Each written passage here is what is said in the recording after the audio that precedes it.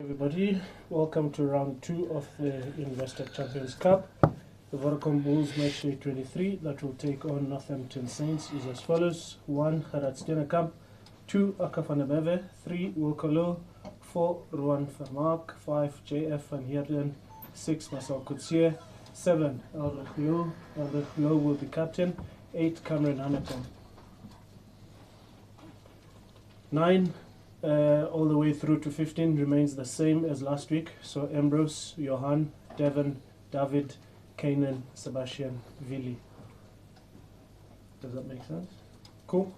And then your impact squad is as follows: Jan Hendrik Wessels returns at 16, Alulu Tochagwini at 17, Francois Klopper at 18, Dion Slabet at 19, Namaklava at 20, Zach Berger at 21, Puta Chamberlain at 22, with Stedman Hans at 23. So if we just run through it again: Gerard, Aka, Wilco, Ruan, JF, Marcel, Elrich captain, Cameron Hanekom, and then Ambrose, Johan, Devon, David, Kanan, Sebastian, Vili Leroux. Any need to run through the bench, MV? Yeah, sorry. Okay, cool. Jan Hendrik, Aluluto, Francois Klopper, Dion Slavet, Namakaba, Zach Berger, Puta Chamberlain, and Stedman Hans. All good. Cool. Brendan. Jake, maybe let's start with Jan Hendrik. He's obviously been out for quite a while. But having him on the bench there, has he been training? Has he been had any action since the box? Or? No, remember he had that, so he got that injury, hurt his foot, so he's been out. So that's probably why he's on the bench as well. I was thinking of starting him, but put him on the bench, and hopefully, if things go well, he can get 30 minutes, 35 minutes this weekend. So, but he's fine. I mean, he's all ready to go. It's, that's one of those syndesmosis injuries that they had an operation, which means it's a genuine 8-week injury. But he's been pushed by the conditioning coaches and all that sort of thing. So they're comfortable, obviously running-wise and mobility-wise, he'll be fine. And just to do Lustra, Marcel coming in, he obviously had a good second half showing as well. Showed he was, in those conditions, he was one of the guys who stood up.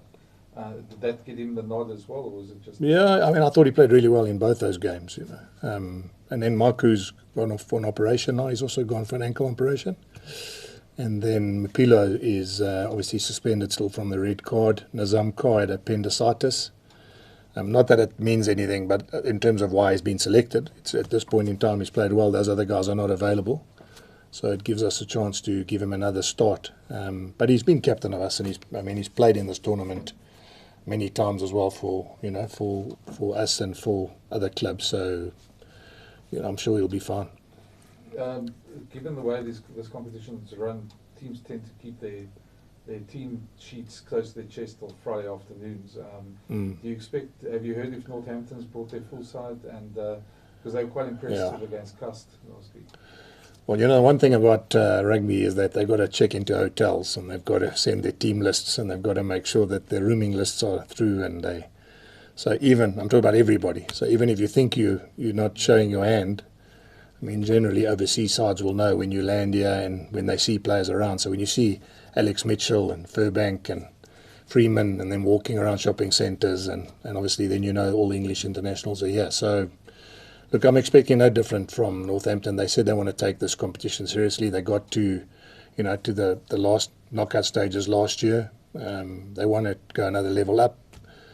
So I'm not expecting anything different from the fact that they're going to rest anybody or rotate anybody. I would predict that they're going to bring their strongest possible 23. And just on that, I mean, do you feel just the fact that obviously the Heat being at home now, home comforts, Loftus, all the familiarities, that should give you guys a boost this Well, week? it will give us a boost, Brendan. I mean, it's not a case of trying and making it up. I mean, playing at Saracens, 4G, wind howling, 450 k's an hour, trying to get out of your own half. Those were the elements we have to compete with. But I suppose that's what's so nice about this Investec Challenge is you can play 1 week at -1 degrees. The next week you play against another team when it's 35 degrees. You play at 3 o'clock in the afternoon when it's daylight, and you play 5:30 in England when it's pitch black. So I suppose that's why when you win this competition, you deserve to win it, because there's so many starting the competition in December, finishing it in the summer months in Europe, just shows you how adept you have to be, or adept you have to be with your squad. So, I'm sure that the bonus we have of playing at altitude in front of our home crowd on a hard ground that's, at 3 o'clock in the daytime at 35 degrees is as beneficial to us as it is for those European sides to play in those sort of, rainy, wet, slow conditions. And we didn't adapt well enough last week. But the challenge is, whether or not teams that come here can adapt to what elements we give them. Just the last one for me, just on the Saracens game, because we haven't spoken to you since. Yes. Were you disappointed with some of your senior players, the way they adapted in those conditions? The guys that you maybe you would have expected to. Brendan, I think that the TV probably didn't give you a fair reflection of what it was like out there. When we lost the toss, I almost knew that's it, we're not going to win. And it's not defeatist. The fact that we had them under the pump in the beginning, we scored a try, and they were under the pump, under their poles the whole time. When it went 8-5 at half time, I realised that's not enough. It was almost like a 20-point win. And they handled it better. It was nothing to do with our players. I think that if we had won the toss and we had played the way we wanted to play with a win in the second half, I think they would have been under pressure as well. And then, on top of that, we lost Johannes to concussion, we lost Kobus to concussion, we lost Marku with a hamstring injury. There are not many teams that can go to Saracens, play into a wind, lose 3 players like that, 3 forwards like that, in conditions like that, and then still expect that you're going to get everything right. So when you say to me about you lose 3 forwards, any team loses 3 forwards like that into a wind, then the guys like Willie and Johan Goosen and whoever are the decision makers, it becomes bloody tough for them. So I wasn't surprised that. The thing that stands out in my mind is how happy Saracens were when they won and the final whistle went. That says a lot for the club, for us, because I don't think Saracens usually behave like that when they get a win against most teams, which shows you, teams are taking us seriously, which is always a good sign. Cool. Jake, will there be a bit of a revenge talk in your team talk on Saturday morning? No, I don't talk about revenge, Carl. It's all these sort of old days about where we don't like them, they don't like us, all that sort of stuff. For me, rugby is different. Rugby is, you got to enjoy it. They beat us last year, they beat us fair and square. I don't know why there'd be revenge. The point is we went there with the team, they beat us comfortably, they moved on to the next level of the competition. Now they come to Loftus, so as I said earlier, if you're going to win this Investec Champions Cup, you're going to have to be good enough to play against different teams in different elements, on different time zones, on different days, sometimes Friday nights versus Sunday afternoons, So it's just whatever happened last year is actually immaterial. Last year I think Courtly Laws was their captain, he's not even playing. So, it shows you, whatever happened last year is immaterial. And I think if it goes to, we'll get to the stage where I have team talks where we talk about revenge and all that sort of stuff, that doesn't work with players today, Some of them can't even remember what they did last week, so I'm sure they won't even remember what happened last year. And what do you expect from the Saints? No, well, I expect them. Well, they've got 5 current international backs. You go to Mitchell, Furbank, Freeman, and then the other backs that are there were very dangerous last year when they carved us to pieces. So, I suppose what I'm really looking forward to is to see whether they can play that way at altitude in a 35-degree heat. It'll be, caps off to them. If they can come to Loftus, run like they want to run, play like they want to play, and can play, and then beat us, well, then you got to say then they're a good team. But altitude, heat, travel, those are all the things that are up against every team that comes here. We just got to make sure that we use that in our favour. And Saturday is a must-win for you. Every Saturday is a must-win for us, Carl. That's what I always tell you. In the competition. Yeah, but when you play for the Bulls every weekend, even if we play a friendly, we want to win. Even if we play a pre-season game, we want to win. So, in fact, to be honest, it's actually not a must-win game because we could actually lose and still make the playoffs. So, there's no exact science about you must win this one and you can lose that one. The way this competition is, you could sneak in by getting 1 win. I'm not saying we want that, but so. For the Bulls, we want to win every week. I mean, it doesn't matter whether it's whether it's a URC game, whether it's an Investec Champions Cup game. We want to win. Appreciate it. Pleasure. Yeah. Jake, just on Saracens last week, you are a very experienced coach for a World Cup. You would not have gone into that match with the game plan that played out on the field, if you know what I'm saying. No. You knew what to do. No. But it didn't happen. No. In terms of the kicking and the likes. Yeah. Because you have to win in your back, you have to make sure you kick out and everything else. There was a bit of a disconnect there in terms of, do you think it was lack of experience, maybe by the captain? I want to ask that. I don't know if we've got enough time, but I'll give you a quick rugby lesson quickly. Saracens got a really good defence. They're very narrow and they chase you hard off the line. When the wind's blowing at 50 k's an hour, the space that you can take is outside them and over them. But if you can't get the ball there, you're dead. So it was one of those games where their strength was even accentuated by the fact that, I mean, Willie said he looked up and the last defender was standing 10 metres from him. There was nothing between the last defender and the touchline, but he couldn't get the ball there because if you kick it, it goes backwards, So, I mean, I'm not making excuses, but of course it looked at times like we were trying to play things that, because the reality was we thought pre-game that we would get around them and we'd expose them on the edges because they're so narrow. But as it turned out, with 50k winds and above, it was impossible to get the ball there. So it looked like very one-dimensional. It looked like guys trying to bash each other. It looked like guys at times trying to force it to go around them, which then we dropped the ball. So I would imagine that a supporter or someone watching that game would go, gee, we look naive, and gee, we, as Brendan says, the leaders are not taking charge or whatever. But I can tell you, the homework was right. We saw where we could beat them. The execution was more difficult than people give it credit for. That's all I'm saying. It wasn't. Whatever we thought we were going to see, we saw. The fact that we couldn't do it was nothing to do with inexperience or panicking, or it was the fact that it was just so tough to do it. And I mean, you saw what they did. I mean, they when they got the ball in the second half, I saw a stat. They made something like 200 tackles and missed 40. We made 140 tackles and missed 15. Now, just that stat alone tells you which team is the team that you thought would win that game. And that in itself just meant that they managed it better. But that had nothing to do with, that's the way they play. They play like that even if it's dry. They defend like that even if there's no wind, So it just, as I said, was accentuated by the fact that the space we saw, we couldn't get there. And it wasn't through any other reason that the conditions just didn't allow us to get it there. Even in the first half, with the wind in the back. Yeah, even in the first half. So, I mean, when we did get to the edge, that we scored, But I think, and I don't want to make excuses, when we had them under the pump in the first half and we got slow ball and they weren't rolling away and they were offsides, we didn't get that love. But the second half, I think we got one yellow card for not rolling away against us.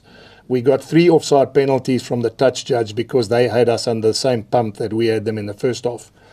We didn't get that in the first half, and I'm not getting. It's just the way it is, and you got to understand. You're probably going to get it as the game evolves in the second half, and it's like that in all games. As the referees start to get a feel, and as the referees understand, it becomes easier to make those calls. You don't often get a yellow card in the first 5 minutes of a game for not rolling away. I mean, it's no attack on anybody. That's just the way our game's played. So that's why I really wanted to play with a wind in the second half. I wanted to be able to put them there and make the ref make calls at the end of the game when the game was on the line, But I hope I'm making sense. Yeah. But the reality was whatever you saw there was not because the homework was perfect. When we see the clips and you go in the change room and you show them how much space we have, it's easy to show them. But when Willie says, well, we can't get it there. If I throw it like that, it goes backwards. If I try and kick it there, even chips over the top, it became difficult because, you chip it over and it almost comes back to you again, So it was one of those games where I don't think we'll ever play in conditions like that again. I've never seen posts moving around like that. Yeah, yeah. Well, that guy hit the post from in front, and the reason it was there and then it wasn't there, So, yeah, it was very difficult. Just on the subject of play depth now, you mentioned last week the difference between your player 30 and your player 55. Yes. That's all to do with budgets. And we had a bit of a look at budgets this week compared to the French teams and the likes. How can you ever compete on a level playing? We can't. That's my. Are there any plans about it? No, well, the only way we'll ever compete, and I've told you, I've banged this drum, is when all the Springboks come back to play. So in other words, when the Andre Liebenbergs that are at Leicester come back to the Bulls, and Erke Steymans come back to the Bulls, and Peter, and Andre Pollard come back to the Bulls, and Jesse Krill come back to the Bulls, and the reason they have to come back to the Bulls is because we want to pick locally based players. That's the only way we'll ever get back there. And I know you guys obviously, I say it over and over, but that's the only way. It can never ever be. I think one thing I found out the other day, which I didn't realize, salary caps are not only there to keep teams from getting bigger and stronger. It's to make sure that smaller teams don't spend too much. Otherwise, what happens is the head office ends up carrying the can, just like they did with Province, or just like they did with, provinces that fold. So, until we can get to the point, the only solution, because you're not going to say, but Mr. Rupert and Mr. Motsepe will put more money in and we'll have 120 million and we'll buy the best players in the world. That sounds romantic, but it's not going to happen. The only way it's going to happen is if those players who want to play for South Africa come back and play for the 4 franchises. I mean, you guys do your homework. If you see already what the Wilco Lows and the Andre Estezens and the Eben Etzebeths that were overseas have done to our franchises, imagine if you multiplied that by another 15, 20 players per franchise. Because that's basically what will happen. Those 15, 20 players come back, which means the 15, 20 that are now in ours would go down one level to the Currie Cup and to those SA teams, SA Cup teams.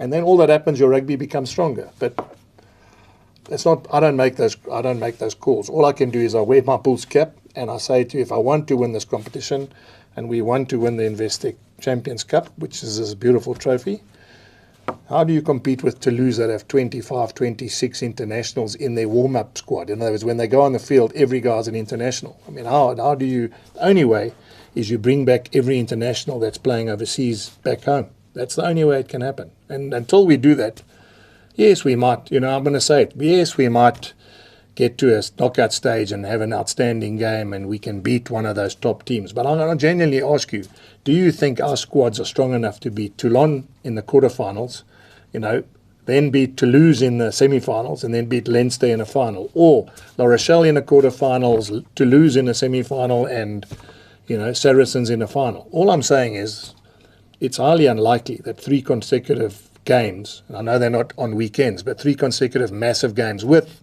URC knockout games, that you're going to have a squad that's going to be strong enough to do that.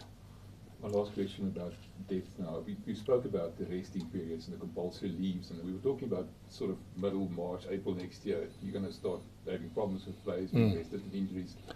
And now this tournament is sort of haphazard in between everything else. So how do you get your guys motivated, number one, and number two, how do you make sure that you actually get there and have a place to compete with? Okay, so I suppose I've got the lady from Investec here. That's not a haphazard thing. I mean, the reality. No, but I meant it like this. It's one of those tournaments that our public haven't grasped yet. Yeah. It's the opportunity to play in the biggest club competition. It's like football. And as I said to you before, footballers leave their clubs if their club doesn't qualify for Champions League. I mean, that's part of their contracts. And this is, the bottom line, as I said to the players last week when we played Saracens, this is test rugby in a provincial jersey. That's all it is. It's test rugby, 20 internationals, 25 internationals, and all you're doing is you play in your club jersey. So the point I'm making is that it's a hell of a competition, and it is where it is now because of the fact that you earn the right to play this time of the year in this competition. It is a completely different animal for us because of rest periods, because of Springboks having to have time off, because of 3 competitions. And it's not for me to say whether or not it's right or wrong. It is a difficult one. But let's be fair. The teams like Toulouse and Saracens and those teams need to play 6 Nations as well. And we don't play 6 Nations. So in February, March, just before the April block, which is the knockout stages, they too play international rugby and we don't. So there's never a right time for everyone to fit into the calendar. But I don't want to sound like, again, that I've told you guys many times, but until we get the best players here, and because then you can rest guys and rotate guys, and I said last week, the difference between our number 30 player and our number 55 player is much bigger than the teams that have got massive budgets. And, you know, that's why they can afford to rotate, bring guys in, you know. When you've got to give your 5 or 6 or 8 Springboks, 8 weeks off in a year, and you have to then play everyone in the competition because you don't have, it makes it a hell of a difficult, you know. But, you know, that doesn't mean we're not going to take it seriously. That doesn't mean we're going to not see how far we can go in this competition. Because the one thing that I have seen, like we've beaten Leinster twice now in big games, so we have the ability to beat anybody on any day. Whether we have the depth to win 3 massive games and play URC playoff games at that same time of the year, you know, that the only way we'll know is if we blood guys and make sure that our squad gets stronger and stronger. That's the only way we're going to find out. And it's funny enough, I was speaking to our coaches today. You know, if one guy pulls out today, like Marco's had an operation, or, you know, Mpilo's been suspended, well, the show must go on. All we've got to do is make sure that when we get to the last 3 weeks of this competition, which is quarterfinals, semi-finals, finals, that we have our best 23 available. That is the managing part that we need to do as coach. And I suppose as director, that's what I've got to be comfortable with, is that whatever we do now, rest-wise, rotation-wise, you know, experimental-wise, is that by the time we get to when it's do or die, we must have the best 23. Well, Zach, you have a good birthday present. No, thank you. Thank you.